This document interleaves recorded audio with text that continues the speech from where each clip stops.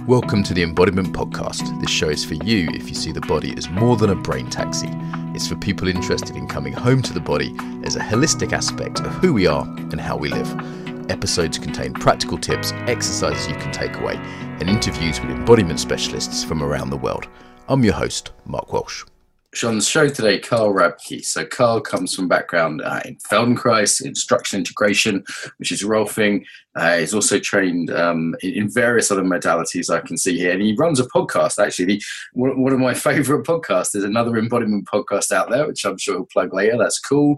I always enjoy listening to him and his partner on that. So Carl, welcome.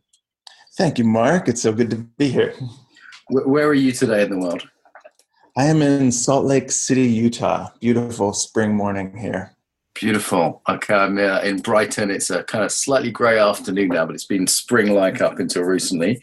And I always start guests with the same question, which is, what was the beginning of your journey with the body? How did you get into this stuff? There were a couple of beginnings. One was definitely through injury and pain, which I think is an entry point for a lot of people. But I was, in college when I was in my late teens and early 20s, I was very active and athletic. Like I played lacrosse in college and played basketball, but was like had no embodied presence. So I would just push through injury and I had chronic pain increasing. Like I couldn't stand up to go to classes. I had to write my thesis lying down. And it occurred so gradually that I was like, is this aging at 20? And so I wound up having back surgery at 21 because I was kind of in the conventional Western medical model, and that's just what you did. And, I think had I known what I know now, I could have found my way out of it. But I had, like, the moment I came out from anesthesia, this pain that had been growing for 4 years was gone. And, I'm so grateful to my 21-year-old self because there was this recognition in that moment, like if I don't do something really different in my relationship with my body, I'm going to be back here again. And interestingly, like shortly after that, I moved to Utah, and it was I met my first Tibetan teacher who taught primarily through embodiment, and then also a Tai Chi and Kung Fu teacher and yoga. Like all of that just came together in one clump. And then there was actually one other thing, kind of before that I was studying elementary education in college, and there was a dancer who came in and taught, and I had never been into dance or movement or anything like that, but she was showing how you could teach so many different subjects through movement, like how you could teach math through movement and reading through movement and science through movement, and had us, all these adults in the program doing these exercises that she would do with kids. And something just like clicked of how helpful movement can be. And also it was like one of the first recognitions I had that our entire educational system was about a certain narrow bandwidth of intelligence.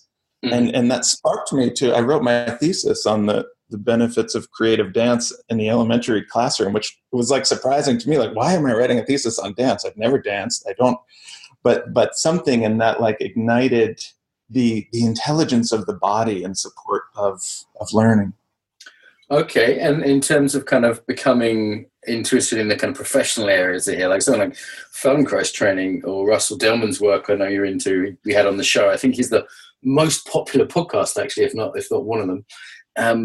What made you go pro level on this? I understand that you had this kind of pain and you thought, what, I need to get back in touch with myself. And then you saw the benefits of it in education. How did you get deeper into it?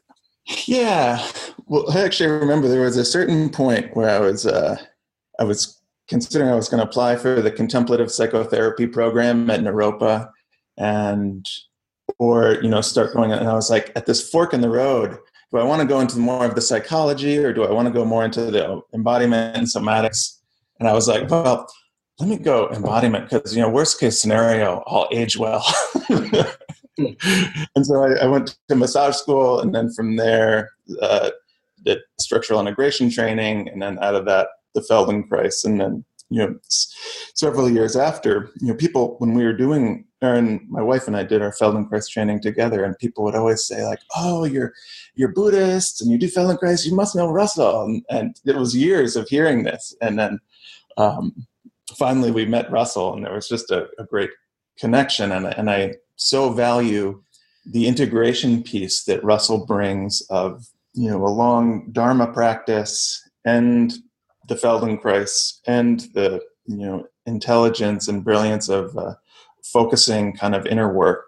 So, that's a great connection of like different streams that were kind of running parallel to each other, that then merged like, oh yeah, these actually, they need to be together in this way.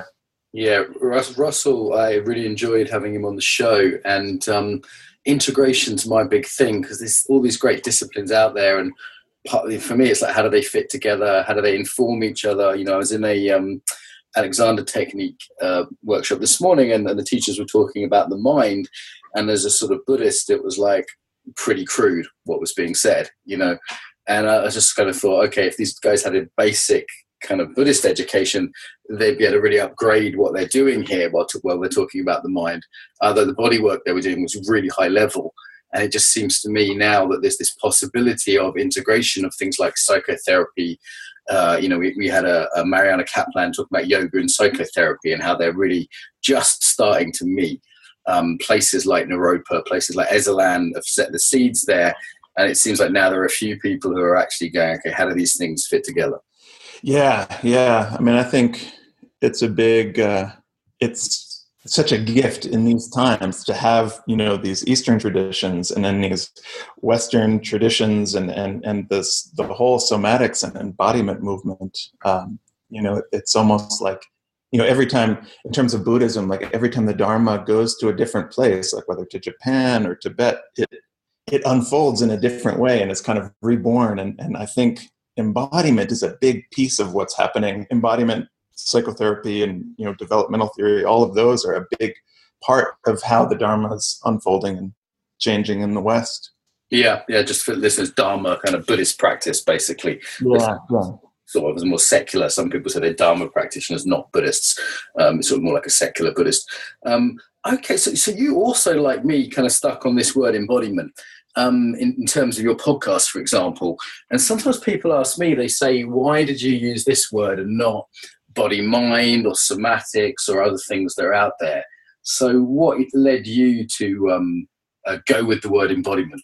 Yeah, I think it just points to, like, there's no split in embodiment. And often with body-mind or body-mind spirit, there's an implicit division, and embodiment kind of is a word that points to both how all those exist together, and there's also like embodying something as a verb of carrying forth through activity. Like it's not a conceptual thing, you're embodying whatever it is you're doing. So let me ask you the horrible question that everyone asks me all the time, and I know you ask guests on your show. So what is embodiment? What is that to you? One is it feels like there's a dropping down is the first thing that happens, because things culturally we tend to be so head and idea centric and top heavy. Like the first thing when I even ask what embodiment is I feel the ground, I feel myself from the inside, and it's not like I'm up somewhere behind my eyes, like, oh, is that the Dandien down there? Oh, is that my feet on the ground? But that there's a presence and an intelligence that lives. I would say it lives within my skin, but that's not true either, because it's not like that's separated from the ground or separated from this room I'm in. So it's a way of being kind of inside and in relationship to this, the larger body of the earth and the aspect of just relationship and context that changes my sense of body. And I think so often in looking at what embodiment is, I also look toward what it isn't, this way of, treating the body like it's a workhorse or giving continuous instructions about how to be aligned or how I should be breathing, this sort of like top-down headquarters giving instructions. That's a big, like I like looking at what are kind of the things that move in the direction of embodiment, but are slightly off. Yeah. Sometimes a nice way to define it for me is to say, well, it's not body language and here's why, or it's not exercise and here's why. And that kind of gives people a starting point that they not totally lost. They go, okay, I've heard of body language, or I might say, well, it includes mindfulness and add to the kind of understanding they already have. It's one way I like to play with it when people are asking me. Yeah, well, and that it's not, we often think of, if it's embodiment, it must be like someone like Ido Portal popping into a headstand or something like that, that it's not about movement. In a way, though, our disembodiment comes a lot from a lack of movement and sitting in chairs. But, you can be a computer programmer sitting in a chair all day and be deeply, radiantly embodied. That it's more about a relationship than an activity. Yeah, I'm actually standing up as I interview you now. I've got this cool mic that means I don't have to sit down the whole time. I can extend it and kind of stand and move a little bit more when I'm talking to guests. I've started doing this more and more now just because sitting down is really killing me if I do it too much, I find. But as you said, radiantly bodied well in any position, and it's certainly not the same as being athletic. Someone in Russia once said to me, but you are too fat to be embodiment teacher.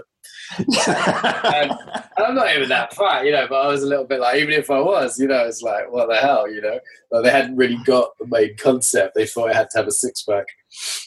Yeah, I love that about, Moshe Feldenkrais was overweight, chain smoked through his sessions, and he just loved to poke holes in all the images that people had around health and embodiment. I like to come in with a can of Coke to the yoga studios and just put a can of Coke on the top of my mat while I'm teaching. That's part of a provocation I like to play with, like the perfect looking embodiment teacher who only drinks green smoothies. But, is there a line there for you, would you say, in terms of when do we become out of integrity? Because while it's not the same as health and fitness, there's this element in which anyone who's listening to their body wants to do less violence to themselves. Would you agree with that, Carl, as a sort of basic I do agree with that, yeah. Yeah, there's this way in which you want to do less violence to yourself, other people on the planet, right? Like, hey, I'm in touch with myself and others and place through that. And, I had an argument with one of my colleagues in Russia about, she was smoking, and I was kind of like, look, is this cool as an embodiment teacher? And she's like, well, we're all human too. And I'm like, okay, I really get that. I don't eat perfectly. If there's such a thing. And then it's like, where's the line? If I was an intravenous drug user or crack addict, would that be okay? Where's the line as embodiment teachers where you say, okay, this actually becomes a point of integrity? And when I meet teachers who are like really obese or, maybe anorexic, I go, okay, is this person really in touch with themselves at this point?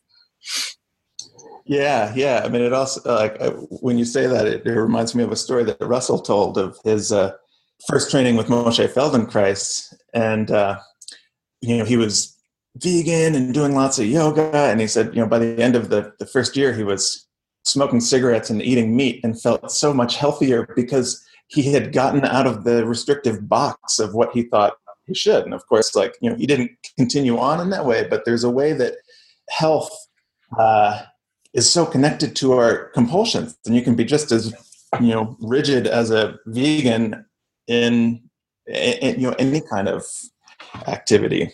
Yeah, the Japanese say a couple of things that come to mind. One is I also started eating meat again not that long ago, just my body was screaming at me too, and I kind of felt better immediately afterwards, which is and now I'm kind of torn because from the mind I'm going, hey, I'm not sure I want to do this, and then it's like the top down is saying one thing, the bottom up is saying another.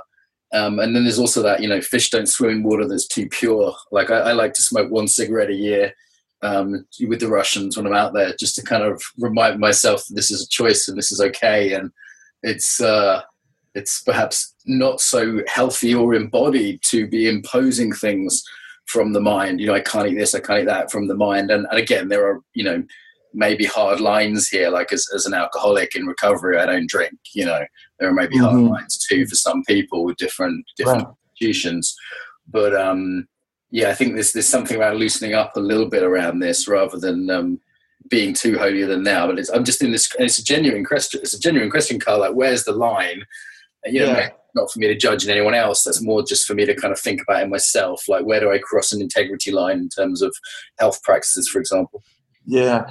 Well, and I think too, there's something about the body, like when you were saying, earlier, that when you're in your body, there's something that wants to take care of yourself or take care of the world or be in a relationship in a different way. And I think that there's something of trusting the organismic intelligence in there, both in terms of eat and sleep and activity, but also that, there's a way that so much embodiment practice, whether it's yoga or Pilates or anything, can be this like obsessive self-help, endless fixing kind of thing that becomes very narcissistic and is not at all about serving the world, but it's like, how do I make my little corner of reality more comfortable and looking like the cover of Yoga Journal or something like that? And that's where it's great to come in drinking a Coke, to pop some of those bubbles. Yeah, I think the idea of sort of constantly working on oneself and not looking towards the world is narcissistic, selfish. And then, of course, there's the very the sensible idea of, okay, we have to take care of our own self. We have to practice good self-care, that sustainable foundation. And I definitely do see that go too far in some circles, where it just becomes a constant turning away from the difficult things out there. And, this is why I like Russel's work. And we had a really good conversation about kind of engaged somatics, engaged embodiment when he was on. I just want to check this is okay with you, Carl. I feel like this one's going to be more like a conversation between two friends rather than me interviewing an expert and trying to get all the information from them. I just want to check if that's cool with you. Like, it just feels like this is a slightly different kind of conversation evolving today. Yeah, it feels great. Mm-hmm. Yeah, and I just feel like we've got some sort of analogous things. Like, you've gone from the Feldenkrais and you're discovering Paul Linden, and I've come from Paul Linden and I'm going deeper into Feldenkrais. I'm hoping to do the teacher training next year in Lewis, which is one of the main ones in Europe. Is there anything that's particularly kind of live for you now in terms of practice or speakers you've had on who have really inspired you? Yeah, we just had a conversation with Francis Weller. Have you heard of him? Don't know him, no. So he is he's a writer and a psychotherapist, and he does a lot of work around grief ritual and like living a soulful life, and so much of it is just what we were talking about, of like the cover of the yoga magazines and everything turning toward the lightness and like beautiful white people and nice clothes, and he has this way of looking at more of like the duende and going into the dark and grieving and the value of some of that. So that's really been up for me, is this sense of like how authenticity needs the dark and needs our mistakes and needs like the deep grieving of where our planet is right now. And so often there's this like everything's turning in the direction of, cultivation of gratitude. And he had this wonderful line of a mature human being holds grief in one hand and gratitude in the other and gets stretched larger between them. Oh, that's so that. Yeah. Yeah. And it's almost like I feel it as a somatic, like stretching of the heart. Like I can hold all of this, the intense gratitude and the grief and the longing for, where we are as a culture, where we are as a world right now. Yeah, that's lovely. I think we need both, don't we? I think this is partly a cultural bias of the US, is to lean towards the positive, which is why actually I find Americans quite fun to be around a lot of the time, because there's that like, hey, it's cool, let's be positive, let's put it out there. There's this kind of smiling positivity. You guys have great dentistry, and it's and that's really cool, actually. Sometimes I find like, Britain a bit cynical, and I'm going to Hungary next week. That's cynical as hell. And, a lot of Eastern Europe is, and sometimes that kind of happy optimism and gratitude is really like an uplift that's very pleasant. But I feel like if without grief or longing, that kind of sense of what's missing as well as what you've got, and that sense of loss, something is really lost there in our humanity, and I think it's quite disembodying the kind of positive thinking kind of way of doing things, the positive embodiment, we might say as well. So I think like kind of reclaiming some of that, the Russians are very good at that. And there's something in that which I think has been pushed a little bit out of the picture with the sort of Californian personal growth vibe, you know?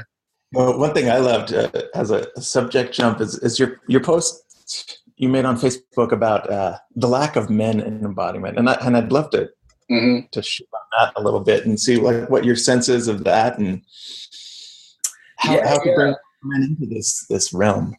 I'm happy to go there. I just realized there's one more thing I'd love to share, kind of a personal thing, like on that thing of grief and gratitude. Like I realized why this is so alive for me. Like the last year, a year ago, my dad died and my wife got her visa to live with me. So almost within a week of each other.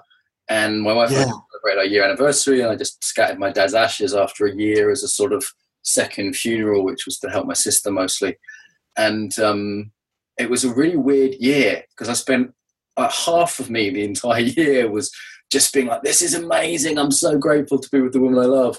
And the other half of me was just in deep sadness. And like, it was, as you were saying, in one hand. And so people asked me, you know, if I saw someone that I hadn't seen for a while, and they said, how have you been? And I hadn't seen him for a year. And I thought, how the fuck do I begin to answer this, man?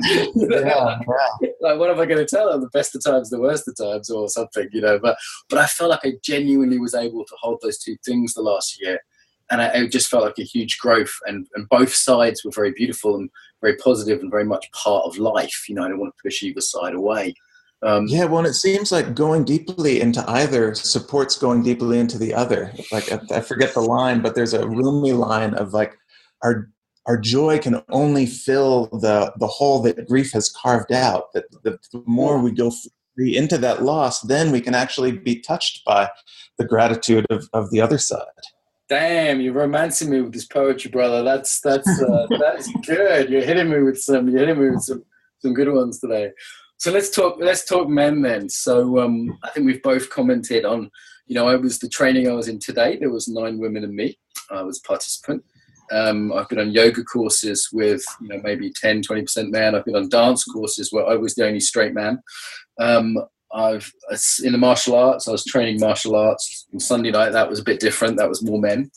But it's certainly the majority of embodied fields across Eastern, Central, Western Europe and North America. Not every place you go to, but are predominantly women or more women. Is that your experience? Certainly, yeah. I mean, we had a decent amount of men in our Feldenkrais training. But like when my wife and I teach classes, it'll often be, you know, the three guys holding down the yang for the, you know, 18 women. And it's been so different. You know, I've recently been teaching a class just with men, and it's a very different field doing these kind of embodied practices and listening explorations with just men. I like thirst for it. You know, I don't know the gender breakdown of the podcast listeners. Maybe I should do a Facebook post about it, because I get a national breakdown, but there's no information on gender on there. You know, I certainly noticed the longing in myself to be around more embodied men, and I have a kind of little list on my phone of 10 embodiment teachers, male teachers around the world, who I basically WhatsApp call regularly. And people that have been on the show, like Jamie Cato and Adam Barley, Rafe Kelly, and just some other friends of mine, you know, Kung Fu teachers, Feldenkrais people, Aikido people, all dancers, you know, and I call them up just to chat embodiment. So I realized I was longing for sort of same-sex friendship. In that, you know, I have many female colleagues, I have a wonderful wife, you know, many great female students, but I was longing for sort of men who were peers to chat to about this stuff. And I've chatted to most of them about this issue as well, about stuff that comes up. So, I'd love to get your take on it. I think there are a lot of reasons. One, just going back to what we were talking about with Francis Weller and grief, is that a lot of men have huge amounts of unfelt grief. And so the body becomes kind of armored. And like when you start relaxing and inhabiting, it's not just we don't just get the good feelings, but we get everything that caused us to harden in the first place. Mm-hmm. So that thawing process isn't so easy. And, you know, I think that there's something more toward the feminine end of the spectrum of just the kind of receptivity in there. But I also think that it's really growing. You know, you see in Ido Portal's world or in Rafe Kelly's, like there are a lot of men who want to, want to roughhouse and want to play with movement in a way that feels dynamic and strong. And, I think it's growing more. Yeah, certainly some of the more yang practices, as you say, like the movement culture stuff, the martial arts is there, and maybe the more receptive ones or the more subtle and gentle ones like Feldenkrais, and essentially, body was a domain given to women in the past. It was always the masculine intellect, the female body, and the kind of sexist world that kind of dismissed body as something, women, they're bodily, they bleed and have emotions and cry. That was a sort of traditional sort of sexism that was there. So in some way, I guess it shouldn't really be a surprise if we have, we're interested in embodiment, that field is female dominated. And then, we could also talk about vulnerability, I guess, as well, that being with the different emotions, as you put it. I don't want to bring fucking Brené Brown in here because I'm not a huge fan of her work, if I'm honest. But there's something in that.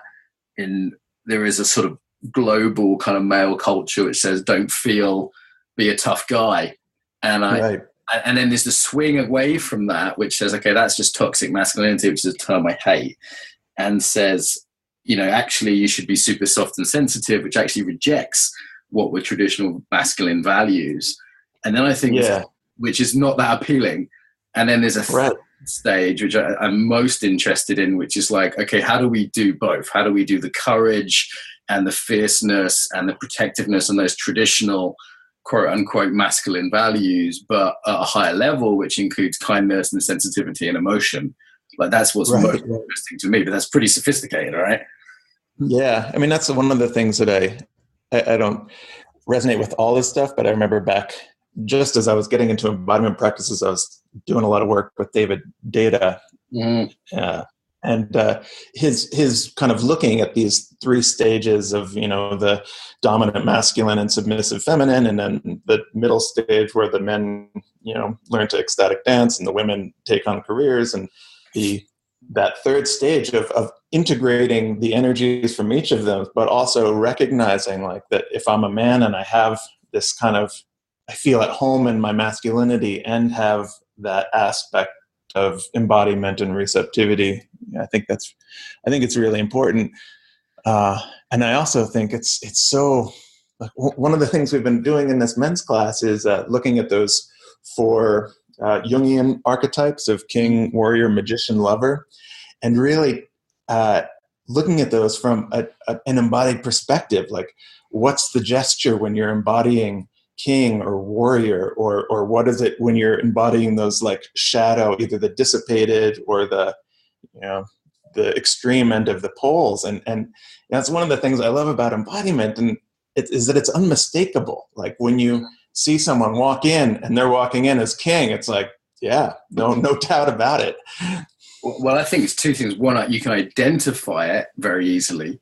Like, okay, it's not just a vagary of energy, inverted commas. It's like, okay, their posture has done this. These muscles are tight. Their weight is here. Their larboard movement style is linear, forwards and direct. You can, but then of course it gives us concrete things to work with, right? Like if I just say to someone, be more king, that's not very helpful.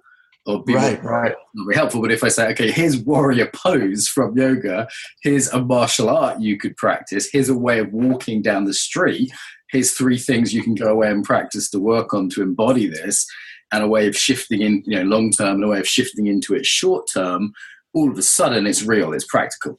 Yeah.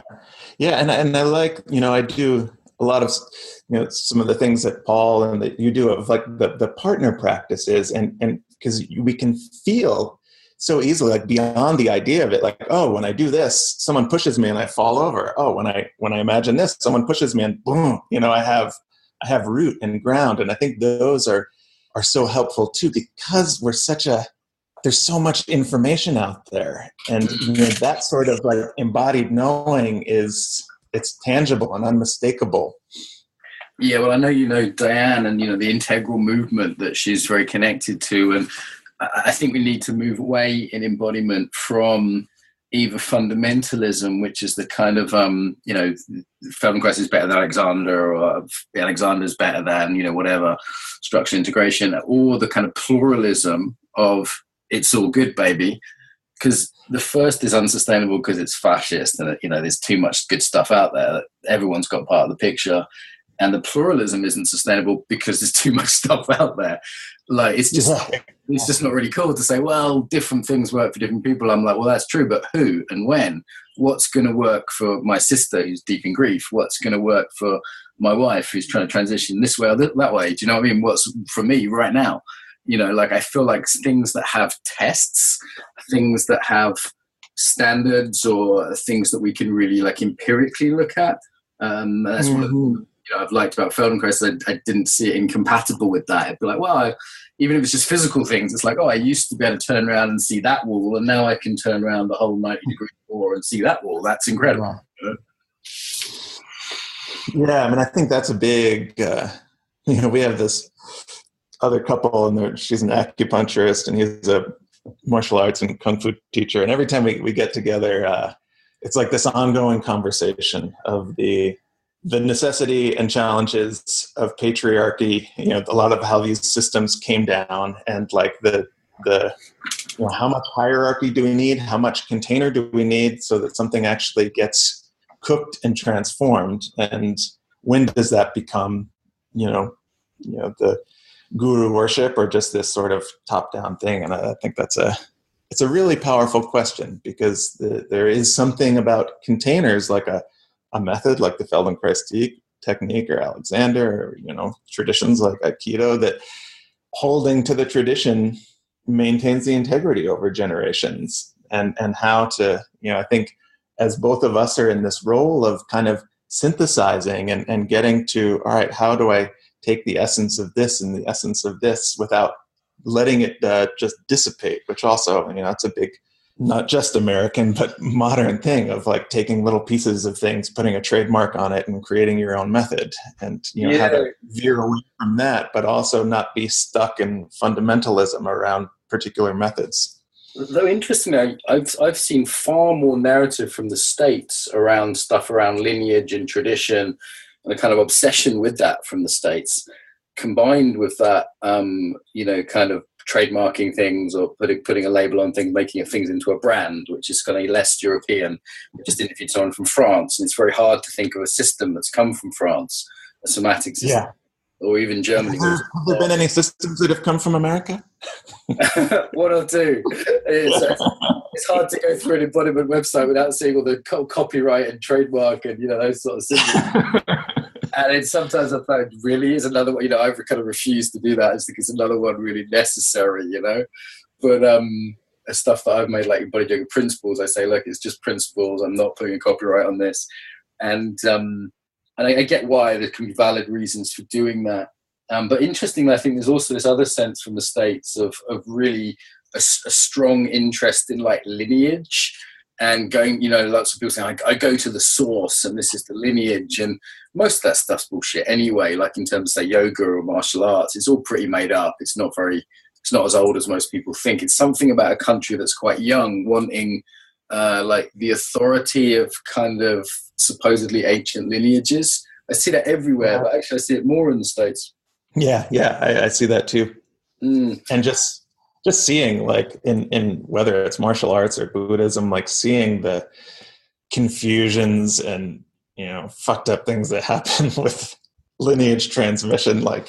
There's when people talk about pure streams, you want to put quotes around it. Yeah, it's a little odd, isn't it, when you hear people talking in hushed tones about Moshe, Feldenkrais, or Alexander, or whatever. And all these abuse cases, obviously, have kind of, I think, for a long time, people have known it, but it's really, in the yoga world, for example, it's really blown the lid off with Ashtanga and other things of late. There's this term post-lineage yoga that's on in the UK term, I believe. And it definitely seems like in that world now there's this sort of big shaking up. And I just see these two extremes of, on the one hand, like super sort of fundamentalist, on the other hand, like super kind of pluralist, steal anything, put it all together in a bag kind of thing, you know, without any real apprenticeship, for example. I mean, the trainings you've done, they're fairly serious trainings, aren't they? Like Feldenkrais, structural integration, Russel Delman's work. I mean, they're all a few years long, right? Mm-hmm. Yeah. I mean, that's not a 200-hour in a month in Goa teacher training. You're in Salt Lake City, is that right? I am, yeah. That's like Mormon territory, right? Like, what the fuck is it like there? Like, I have no idea. You know, it's interesting. I mean, you'd never think like, oh, I leave like being in the Northeast, you know, New York, New Jersey area, and come out to Utah, and that's where I find Buddhism and movement and martial arts and yoga. But Salt Lake, there's a you know, I mean, I think it's kind of the yin yang principle. There's a strong, dominant, conservative culture, but the depth of Buddhist, shamanic teachers, like there are really powerful teachers that are drawn to this place for whatever reason. It's got one of the largest ecstatic dance communities in the world. Like, you know, 150, 200 people. There, and I've heard of a few interesting people from there. So I was curious, and the podcast's data does show which cities listening to the podcast. So the biggest ones are what you'd expect. It's San Francisco, LA, New York, Portland, Oregon, Boulder, randomly Kansas City. I don't think Salt Lake City is in our top 10 yet. I'll have to have a look. But, you know, it's interesting because obviously there's several Americas, right? You know? Yeah. I find people from the States tend to overstate that because they've never lived in Japan or Ethiopia. But I mean, there are different parts of the States that do have these slightly different embodied leanings. You know, Paul's been in Columbus, Ohio for most of his career, and it ain't older, you know, it's got a different vibe. Yeah. Yeah. So where do you want to go with this, man? What's kind of on top for you right now? Yeah. I was just thinking that, but, you know, I kind of want to loop back to the men thing because something that didn't come up before is, you know, with all these, you know, the scandals and all these different communities and the Me Too movement, like, I think there's something, and I'm seeing it with this group of men I'm working with, how important it is to have contexts of celebrating the goodness of masculinity. Because like you said, that word toxic masculinity goes around, and it's like the two are equated as though we all have some sort of toxin in there, and at one point it's going to come out and wreak harm in the world. And you know, there's been so much damage done by, you know, aspects of masculine dominance and power. But like, I think more than ever right now, we need to celebrate the, you know, the models that are out there and in our own experience, like the goodness and the gift of masculinity. Yeah. And also I'd add to this the dark side of femininity. That's just something I don't see discussed at all. Everywhere I see the sort of beauty of motherhood, the beauty of breastfeeding, the beauty of the wonderful old women sages. And I don't see any acknowledgement of the sort of horrifying Carly-esque tear your eyes out to defend their child kind of nature of femininity. I think that's completely in shadow right now. And to sort of essentially equate men with violence and badness, you know, I think is gross, is really gross. And I think it's why so many women actually are rejecting feminism in different ways. They're saying because they dislike men too much. And they refuse. And I know someone's listening to this and saying, yeah, but we're only talking about toxic masculinity, which is an aspect of masculinity. And, you know, that's just not my listening. I hear men being made bad quite roundly, you know, men as predators kind of thing. And while there's certainly, you know, plenty of that out there, I just know too many good men to put everyone in that bucket. Yeah, and they're not the ones we see in the media. Yeah, well, that's true in terms of what's sensationalized. What's you know, there is a media narrative around men, whether it is the conservative one and the liberal one, and both of them are pretty lopsided, right? You know, both of them are disembodying in their own way. The kind of conservative one is saying, well, men shouldn't feel, and we have to be tough all the time, and we have to be strong, which is profoundly disembodying. And then the liberal narrative of sort of men's sexuality is violent at its very core, you know. And I feel like that's that kind of shame and guilt that's creating in young men. I get this a lot from Scandinavian men that I talk to, because it's the States and Scandinavia sort of, and Holland are kind of on the lead edge of this. And that's profoundly disembodying too for men in a different way. So I feel like men can potentially be hit from both angles at the moment. One is toughen up, man up, and the other one is, yeah, but the fact that when you walk down the street, you want to kind of fucking kill people is bad and wrong, and you shouldn't be feeling that. And it's just like, I don't know. I think men could be squashed between those kind of two disembodying kind of political narratives.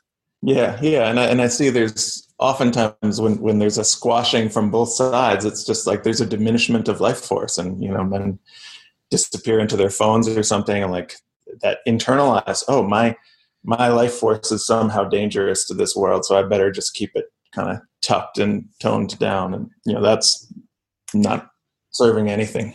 Yeah, I think there's also just as well, it's a sort of flipping of the tables for men to be in a minority. So it's sort of people don't know how to handle that. Do you know what I mean? Like there isn't much of a consideration there for that.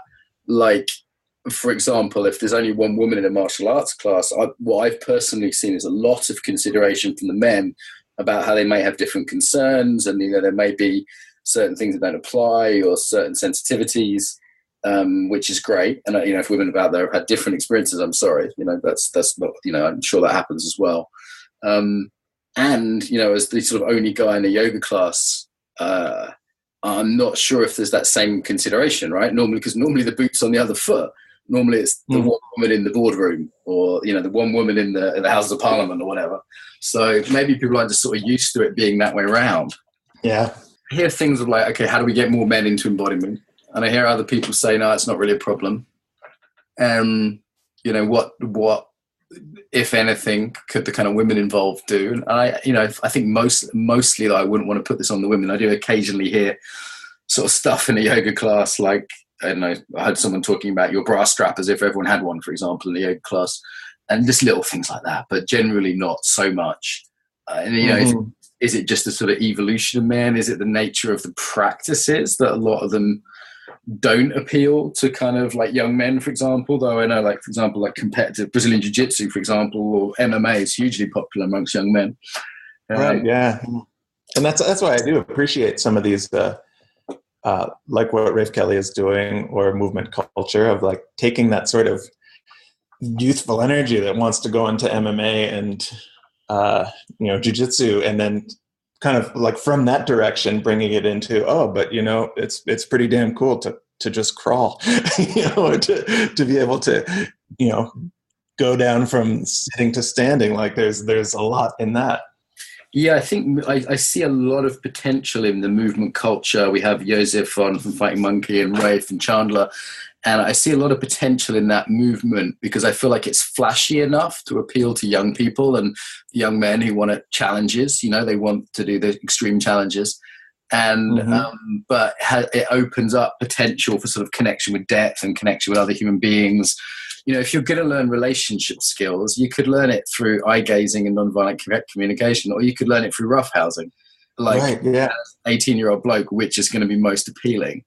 You know what I mean? Now, for some, it may be the NBC and the eye gazing, but it sure as fuck wouldn't have been to me at 18. Do you know what I mean? So it's like, if you're going to learn relationship skills, do it through wrestling, roughhousing is what the Americans call kind of play fighting and wrestling, for those who are unfamiliar with that term. Rafe stuff is really picking up on a lot of Jordan Peterson's work, who is loved by young men, though also increasingly young women. And he talks a lot about the kind of being heroic and different archetypes, as we talked about already. And I feel like an embodiment of that, there's a sort of very intellectual kind of new conservatism developing amongst young men, and I feel like an embodiment aspect to that could be profoundly healthy and bring in a kind of bit of heart and compassion into it as well.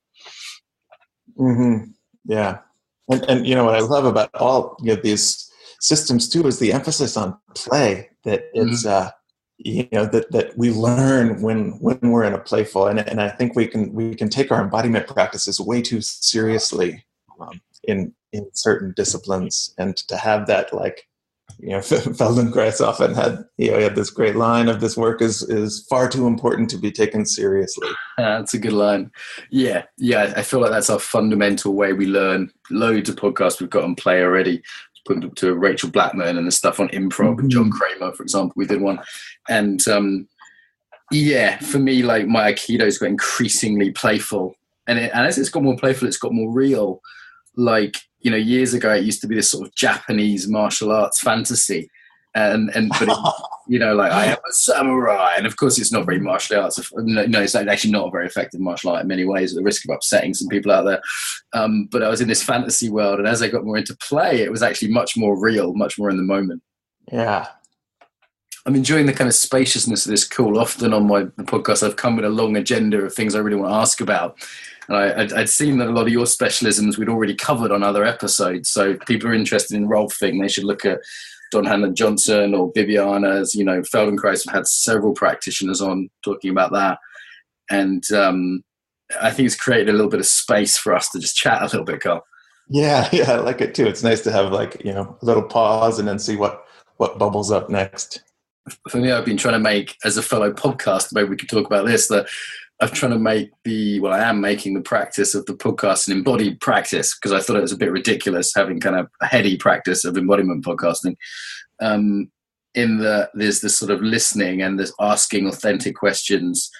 And I've listened back to some and I kind of was jumping in more than I would like. And others, I really like the sort of tone or the playfulness or the sincerity, And I'm also listening back. When I listen back to each one, I kind of get a felt sense of the embodiment, both of myself on that day, because of course we're embodied situationally.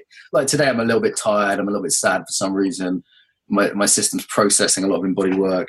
And other ones, it's just like a riot. There's what I did with John Kramer, which is just a really rude, fun riot, And I really like listening back to my own and the embodiment of the teachers when I listen to it again. So both in the doing, the podcasting for me is an embodied practice. Often I'm working on my listening, because that's less good than my expressing, less developed. Yeah.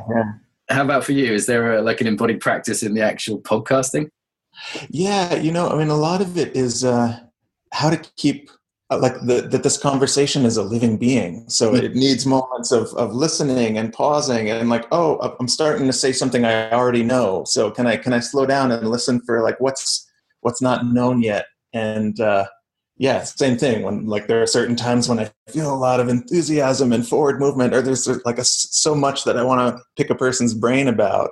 And when I'm just, we're here, we're dancing, and there's all these muses that want to shine through what it is we're talking about. And that's one of the things I just love about podcasting in general, and listening to yours or Chandler's or Rafe's, all sorts of them. It's like, these are conversations that they just need to, there's something that's wanting to come forth into the world through what it is we're talking about. And we just get to sit here and let that happen. What was your impetus for starting the podcast? Like what for me, it was just like, hey, there's some cool people I want to speak to. And, it's got a kind of secondary marketing aim, if I'm honest, as well, but pretty light with that. It just felt to me like a real triple win. I won. I got to talk to someone cool got to promote their stuff, and the audience got like free, make available to the entire world, thousands of people, free of charge anywhere in the world, like some of the top experts. So it just seemed like a massive triple win to me. What was your kind of motivation for starting it? Yeah, a lot of it was like, it was the conversations we were having. Like, we'd have Diane or some other friends, over on the porch and be sitting around talking about something. And like, there was a time when Diane and Russel Delman were here before the election, and it was just this beautiful, like, looking at where our culture was, and with Hillary and Trump. And afterward, Taryn and I were like, shit, man, we should have recorded that. That was there's such juice in that. And that's where, because these are the things we geek out on, love to talk with each other about and our friends about. And it's nice to be able to share that with a wider group.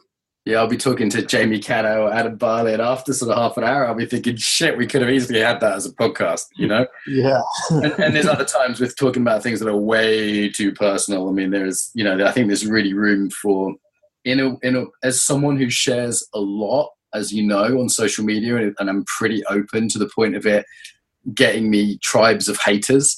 And I think there is such a thing as oversharing. And, there are some things that I find just are better discussed privately. So I'm increasingly I'm going to two extremes. I'm either podcasting to thousands of people or having very private one-to-one conversations. Like they feel like the two things I'm most interested in doing right now. Yeah, well, it seems like the more there's this kind of public personality that's out there for scrutiny or praise, like the more important to have this like citadel in there that's like, this is reserved for, no one's going to like or unfriend me about that there's something protected in there too for intimate real-time connection. One of my friends on a call recently said, God damn, I thought you were provocative online. This is, it said something shocked him. And he was like, I was like, no, I'm way worse in private. But, he thought it was all an act, and he realized I was actually toning it down a lot for the public. I think that's funny, because people often have this assumption that I'm, toning it up for provocation. But the opposite's true. So in terms of like getting guests, like what's your criteria? Because like sometimes I share guests. Like we've got Liam coming on who runs a really good podcast, and we had a woman who was oh god, my tired brain's forgetting. But there was another very good podcaster we had on. Liam from the Body Awake we've got coming on, and then what was the very good podcast which is closed down now? On Brooke Thomas, yeah, we had, sorry, Brooke, I forgot that, to forget your name. Brooke's great. We had her on, who's, again, like you, a strong practitioner in her own right, like Liam, which I think really helps because we can ask some really good questions. I did one recently with Mariana, and after she was like, wow, thanks for those questions. I think she'd been more used to being interviewed by people that didn't know yoga, and it's helps. But what's your criteria for getting guests? I mean, is it just that you're interested in their work? They have something to offer? How do you pick them? Yeah, I mean, a lot of it is like, is there a deep resonance with what it is they teach, what they're bringing in the world? And I think for us, also moving embodiment out of like something you do in a studio or a practice, and like we just did this talk with Francis Weller on grief, or we just did this beautiful conversation with Bayo Akomolofe, who's a Nigerian man who lives in India, and he does a lot of work with kind of decolonization. And Aaron had done a course with him that was super powerful. And so to get kind of what's the body's role in social justice? What's the body's role in being active in environmentalism, like that, to take it out of the, of course we'll be talking with some people just geeking out on Feldenkrais or Rolfing or martial arts, but also to cast the net broader of what embodiment means. Yeah.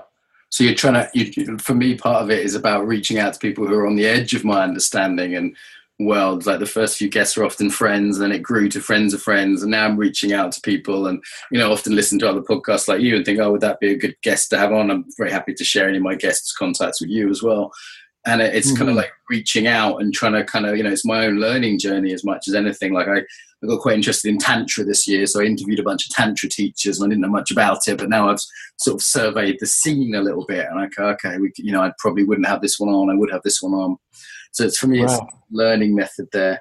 I do think America should be recolonized, though, just in terms of decolonization. I feel like the Queen would be much better than Donald Trump in charge. I would take a Queen over. In charge of your country. So I don't want to jump on it, just to come back to that a little bit. There should be maybe a recolonizing there. And I think there is, maybe this is a point where we disagree. There is a disembodying effect of a lot of the modern social justice movement that I've seen. I think there's some real, at the risk of becoming very unpopular to many of my listeners, I feel like that's a double-edged sword, social justice, when it comes to embodiment.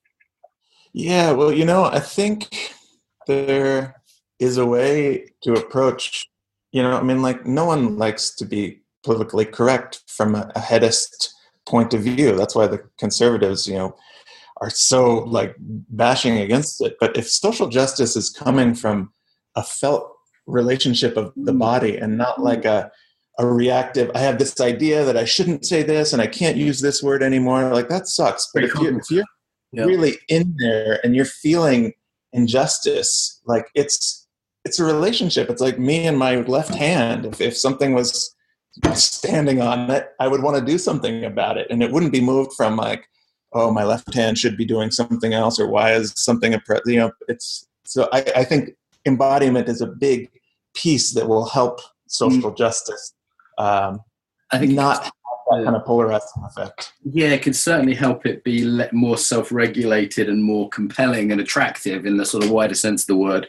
And as I said, less polarizing. I really like Dan talking about this, because there's that polarization now in the UK, but I think even worse in the States, when everyone says to me that it enables conversations. I've had the best conversations I've had about things like gender or trans issues or any difficult topics are with other embodiment people who I've been able to profoundly disagree with, but still talk with and find common ground. And both people have still been empathic and well self-regulated. In fact, the only good conversations I've had on those topics have been with other embodiment people. And I just don't think that's an accident. No. I wonder, sorry, after you. Oh, just that I think that's also something that's invited now, like that we have the courage to step into conversations where we disagree, because that's certainly happening in the States, is that people are just in their camps having conversations with each other, and there's very little reaching across into that space between and finding like what are some commonalities here between our polarized positions. What are the shared values here, and how can we regulate ourselves well enough to listen, rather than there's something that's happened in the world where difference has become perceived as life-threatening, and interestingly, that's often as strongly, if not more strongly, from the people who talk about diversity. The people that are real champions of diversity are actually least able to tolerate difference. I wonder how that's happened. There's different theories about this. There's one psychologist I really like called Jonathan Haidt, H-A-I-D-T, who talks about values differences and how this has happened first on American college campuses and then spread to the rest of liberal America and then the rest of the world. I find him very interesting. He's very listenable to, whether you're a conservative or a liberal. He's very easy to listen to. Sort of both sides find him quite reasonable, from what I can gather. My point on that social justice as a word, though, is that surely it's not social, like seeing everything in terms of groups, like whether you're a white man or whether you're American or I'm English, or whether you're gay or straight. Seeing everything in terms of groups is also profoundly disembodying, right? Because that's not the level of where feeling happens. I get the idea that it's social in the sense of embodiment is social. As we get embodied, we get more pro-social, more able to feel others and relate to others, which is great. And in a way, it's also profoundly anti-social, in that the level of feeling is always a level of individual, right? Like I can't feel all white men or all British people. I can only feel myself. So it's like on that level, I wonder if there's a bit of a disconnect if there's a certain worldview that's now seeing everything in terms of group membership. Yeah. Does that make any kind of sense? It's something starting to articulate. Yeah, and I remember I was having a talk with Diane Hamilton, and just the challenges if you don't go beyond the group identity or the tribal identity, and certainly there are things on that level that need to be addressed, but if there's not something that's a kind of higher shared value, and she was giving an example of Dr. Martin Luther King, there was a lot going on a relative level, but what he was holding was the higher aspect of love, or his depth of care for beingness itself, not just the differences going on with race culturally.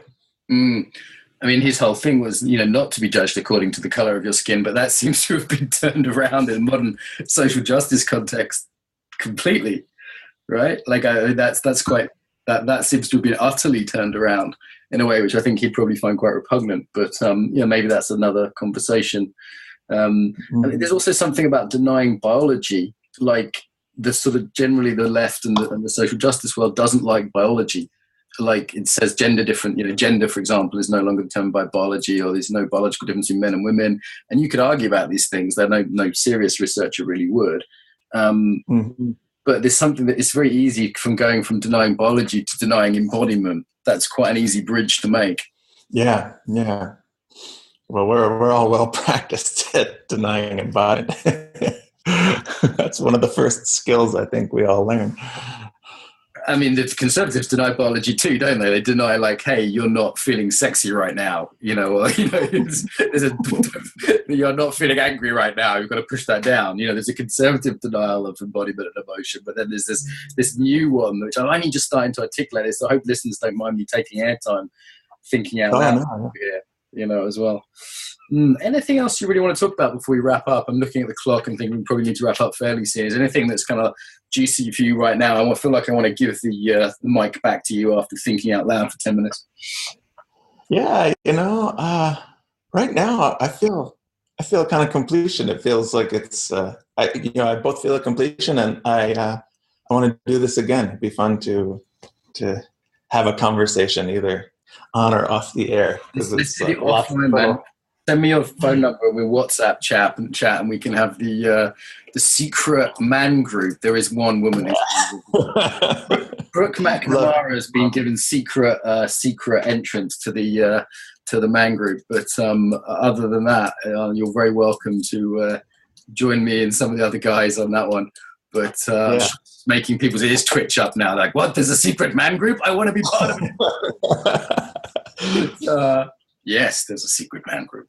So this has been fun. In terms of finding out more about you, they go to bodyhappy.com, right? Right. Yeah, bodyhappy.com, and then Embodiment Matters is the podcast. Great. And they'll find that on iTunes. There's a little sort of rainbow type thing around it. And as I said, I really recommend that podcast, particularly the ones that I've listened to with Diane Hamilton and Russel Delman. Both are excellent. And if they're in, they can, of course, you could do some online stuff as well, like some online training. Yeah, we do some different online groups and Feldenkrais lessons, and Aaron's doing this online poetry retreat right now that is just awesome. So yeah, we usually do quarterly some sort of an online offering, and then different retreats and classes.